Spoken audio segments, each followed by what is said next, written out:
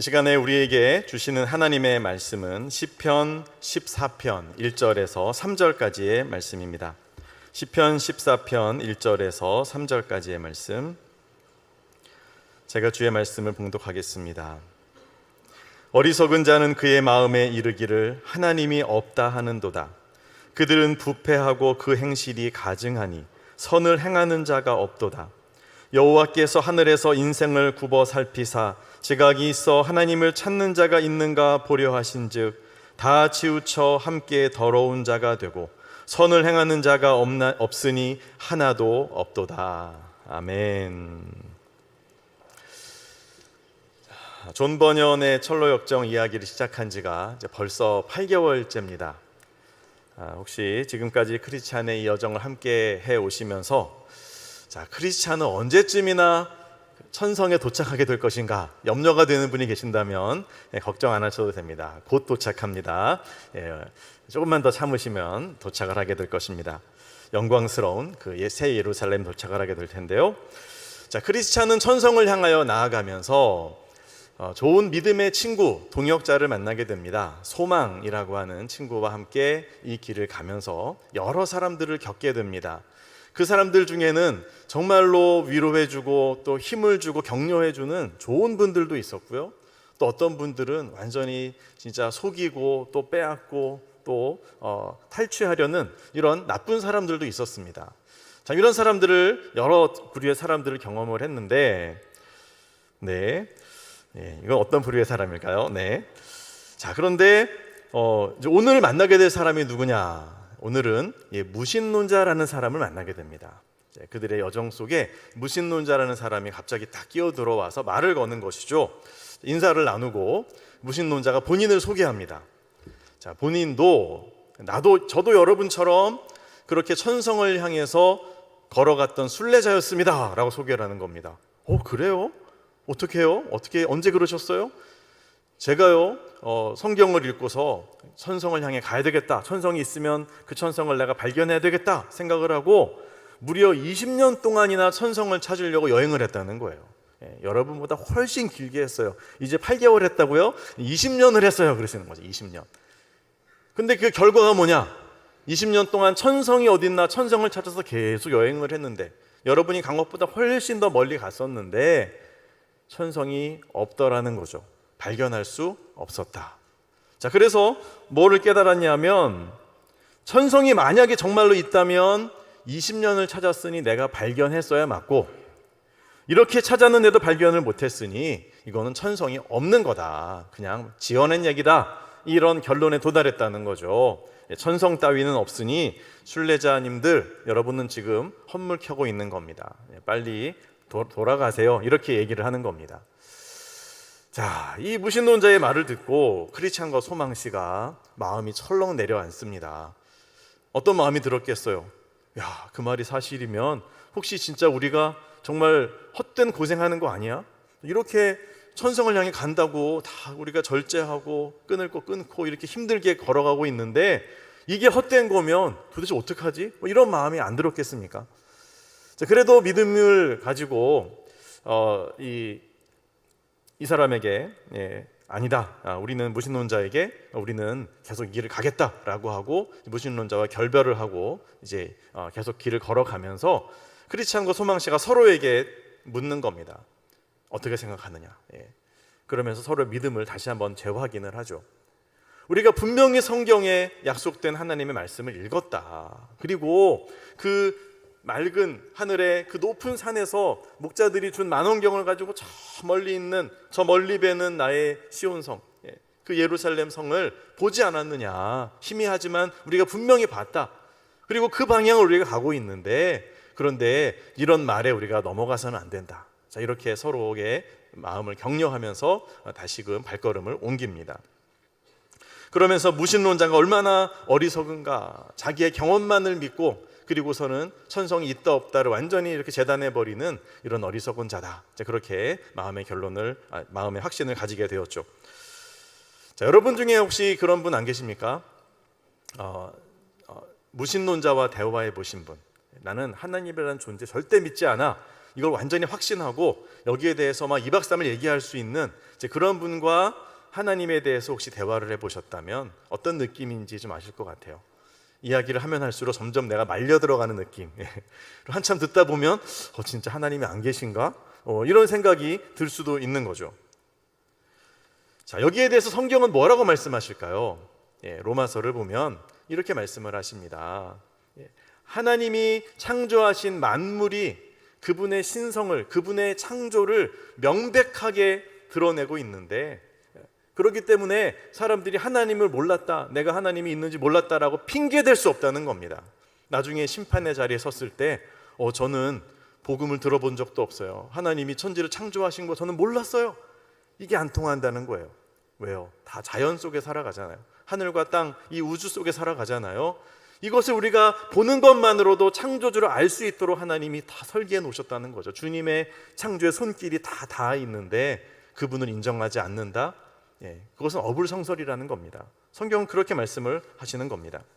그럼에도 불구하고 무신론자들은요, 하나님을 인정하지 않으려는 아예 결론을 먼저 지어놓고 이거를 증명하기 위해서 본인의 모든 논리와 지식과 이걸 총동원해서 하나님은 존재할 수 없다, 하나님은 아마 안 계실 거야, 이렇게 계속 몰아가는 겁니다. 그래서 어느 나라에 이런 광고가 붙었대죠. 영국인가요? 거기에 하나님은 아마도 계시지 않는 것 같으니 맘 놓고 편안하게 살아라, 이런 광고 문구를 누가 높이 걸었다고 합니다. 여러분, 기독교 국가였던 그 땅들도, 그 나라들도 지금 하나둘 다 세속화가 이루어지고 하나님을 버리고 있습니다. 오늘 우리가 읽은 시편 14편 1절에서는 그렇게 무신론으로 나아가는 사람들, 하나님이 없다라고 말하는 사람들의 마음의 생각을 고발하고 있습니다. 자, 그들의 마음에 어떤 생각이 있느냐? 1절에 이렇게 말씀하죠.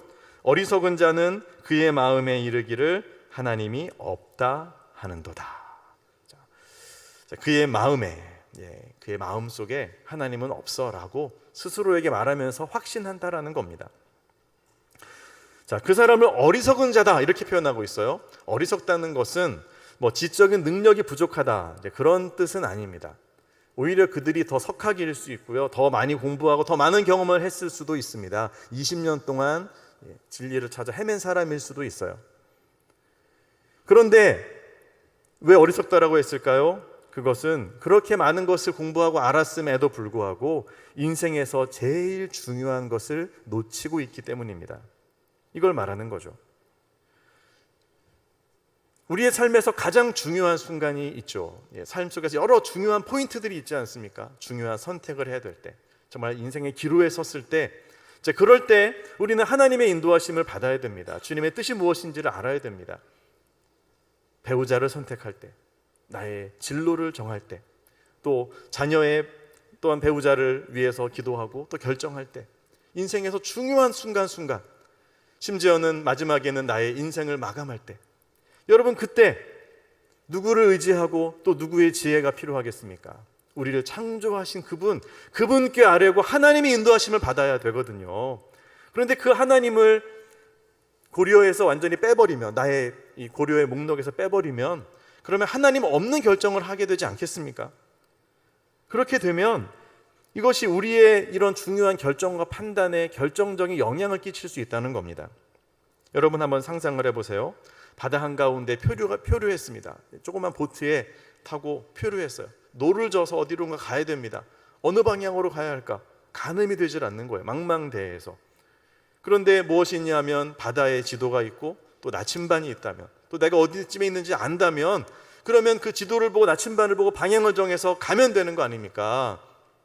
그런데 지도도 보지 않고 나침반도 보지 않고 그냥 자기 느낌만 가지고 자기의 본능에 따라서 이리저리 노를 저어간다면 어떻게 되겠어요? 그러면 정말 중요한 골든타임을 다 놓치겠죠?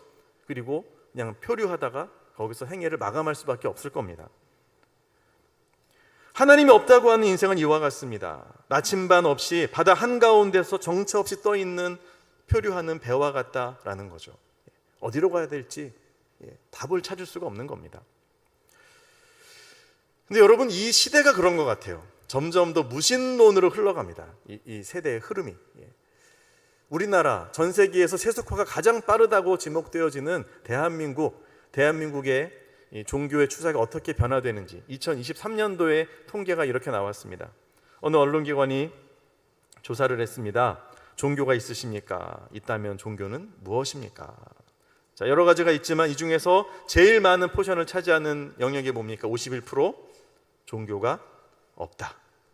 대한민국의 메인은 무신론입니다. 무종교입니다.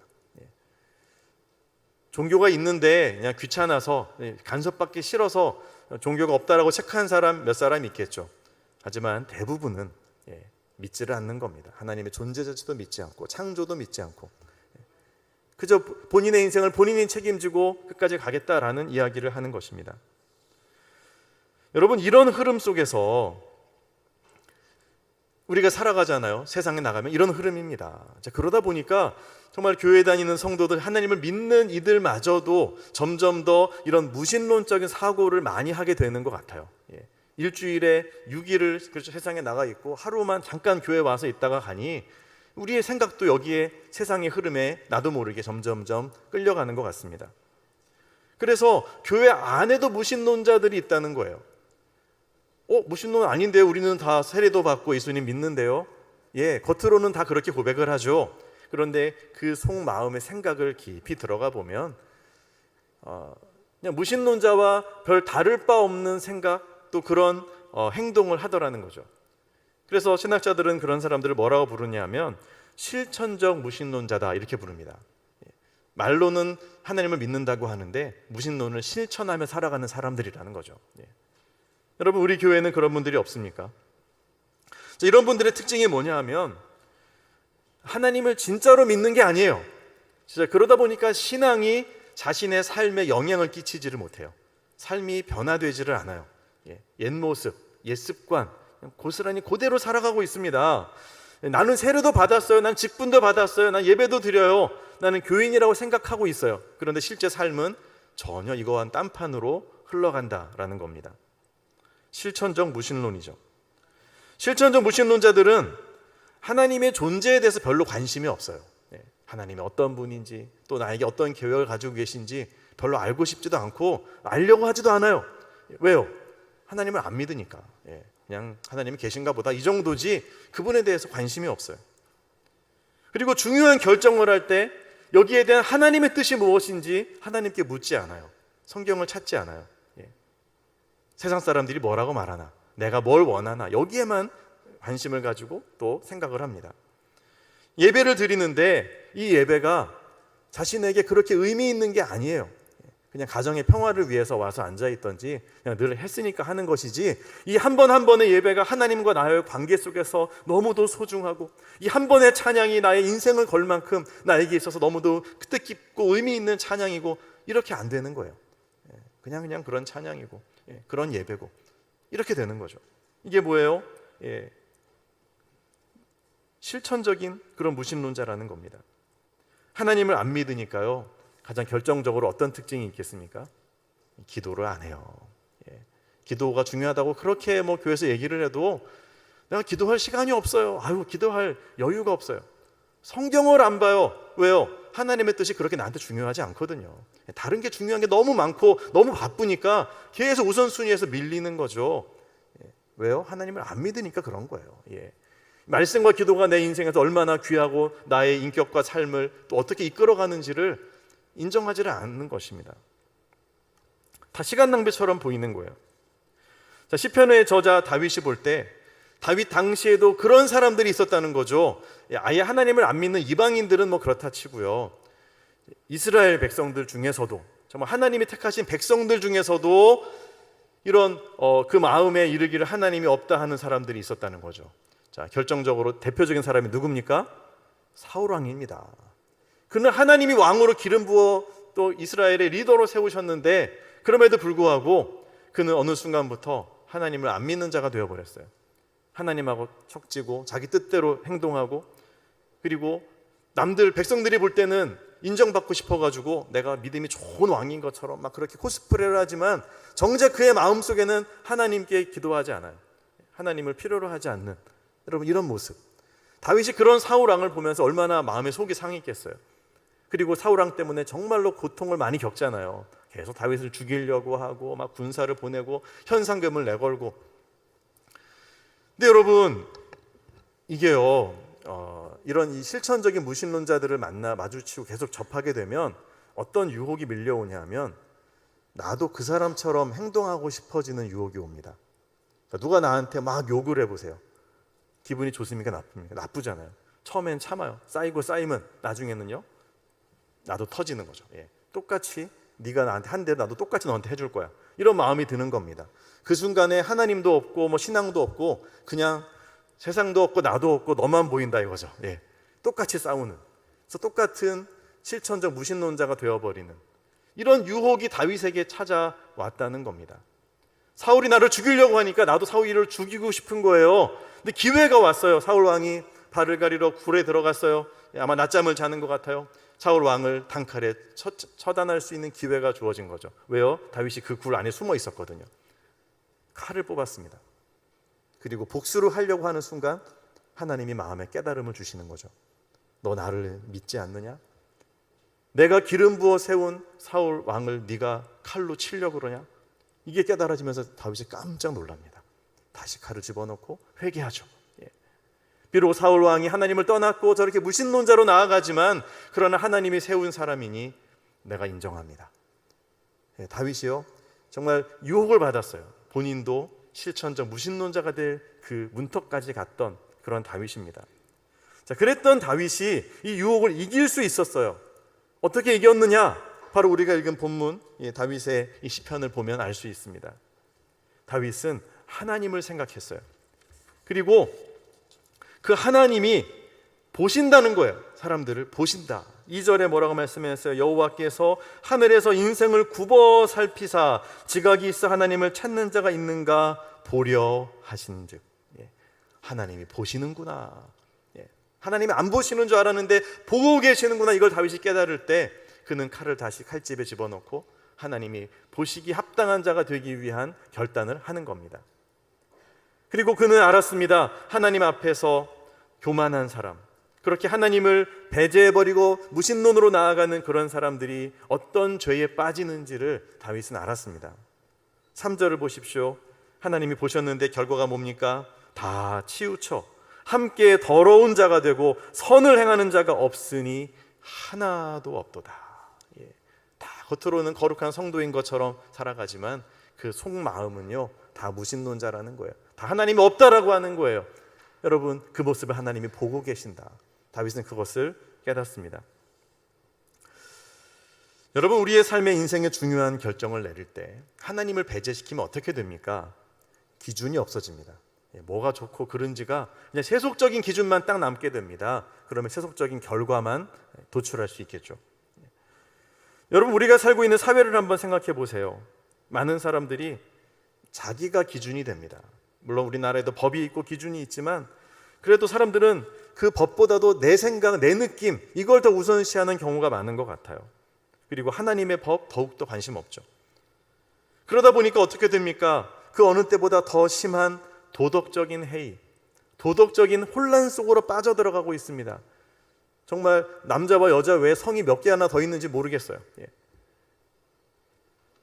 도덕적인 기준을 잃어갑니다. 자기중심적인 결정으로 나아갑니다. 그러면서 더 큰 어려움에 빠지게 되는 거죠. 이것을 사람들이 경험함에도 불구하고 갈수록 더욱더 많은 사람들이 무신론의 길을 걷고 있는 이유는 무엇일까요? 저는 그 이유가 교만 때문이라고 생각합니다. 하나님 필요 없다는 거예요. 내 힘으로 잘 살 수 있다는 거예요. 워낙 현대 문명이 발달을 하고 또 지금 내가 살고 있는 게 편안하고 윤택하다 보니까 천국도 필요 없는 거예요. 이 땅에서 조금 더 오래 살면 그게 좋은 거죠. 천국에 소망도 없고 하나님에 대한 기대도 없고 기도도 없고 교만입니다. 무신론자의 핵심은 교만이에요. 그는 하나님보다 누구를 높여요? 자기를 높이는 겁니다. 내가 하나님이에요. 하나님의 존재는 필요치 않습니다. 이게 무신론자의 정체성이죠. 이에 비해서 성도는 어떤 존재입니까? 어떤 사람입니까? 성도는 겸손한 사람입니다. 하나님의 은혜를 필요로 하는 사람입니다. 주님이 나에게 계시지 않으면 나의 존재는 의미 없습니다. 우주의 먼지처럼 사라질 그런 소멸하는 존재일 뿐입니다. 나에게는 영존하시는 아버지가 필요합니다라는 그런 근본적인 하나님에 대한 고백이 있는 사람, 그 사람이 성도입니다. 비록 완벽하지는 못하죠. 성도라고 해서 완벽합니까? 넘어지고 실수하고 반복해서 그 실수를 반복하고, 여러분 그렇게 할지라도 이 무신론자와 교만한 무신론자와 겸손한 성도의 차이는 뭔지 아십니까? 똑같이 죄를 지어도요, 무신론자는 회개하지 않아요. 하나님이 고난을 주시고 막 징계하셔도 더 어긋나갑니다. 무슨 병이 걸리고 큰일이 나도요, 더 하나님이 어딨냐고 막 큰 소리 바득바득 막 악에 박쳐가지고 막 이렇게 나갑니다. 그러나 은혜 받은 성도는 어떤지 아십니까? 정말 때로는 교만해지고 넘어질 때도 있지만, 그렇게 어려움이 오고 정말 그 자신의 죄가 깨달아지면요, 하나님 앞에 엎드릴 줄 압니다. 회개할 줄을 압니다. 같이 맞붙어 싸우고 막 했어도 돌이켜서 내가 참 잘못했구나, 이게 깨달아지면 찾아가서 미안하다고 사과하고 관계를 풀어낼 줄 안다는 거예요. 여러분, 이게 겸손한 성도의 모습입니다. 이런 태도, 이 겸손이 무신론자들과 근본적으로 다르다라는 거죠. 자, 그렇다면 우리의 마음은 어떻습니까? 우리는 정말로 겸손함으로 우리의 삶 전체가 하나님을 원하고 하나님의 필요함을 고백할 수 있어야 되겠습니다. 우리의 마음, 1절에 보세요. 어리석은 자는 그 마음에 이르기를 하나님이 없다 하는도다. 자, 겸손한 우리는 어떻게 해야 되겠습니까? 우리의 마음에 이르기를 하나님이 계신다라고 고백해야 될 줄로 믿습니다. 우리의 마음, 우리의 인격, 우리의 전인적인 삶 속에 하나님이 함께 하셔야 됩니다. 이걸 우리가 겸손하게 요청하고 기도해야죠. 자, 우리의 인격을 우리는 지정의라고 보통 이야기하잖아요. 이 영역에서 하나님이 오시기를 기도합시다. 겸손한 마음으로 하나님을 우리의 지성에 모셔야 되는 거죠. 우리의 사고방식, 우리의 논리가 하나님의 말씀에 근거할 수 있게 하고요, 또 그것에 기초해서 결정하는 그런 삶을 추구하는 것입니다. 또 우리의 감정에 하나님을 모셔야 됩니다. 어떤 사람은 내 감정이 우선이에요. 하나님이고 뭐고 뭐 가족이고 다 필요 없어요. 내가 화나면 그냥 다 내가 화내는 거고. 여러분, 그러나 겸손한 성도는요, 자신의 감정에 하나님이 개입하시게 합니다. 하나님, 내가 너무 화나고 속상하지만 주님의 뜻이 그렇다면 제가 내려놓겠습니다.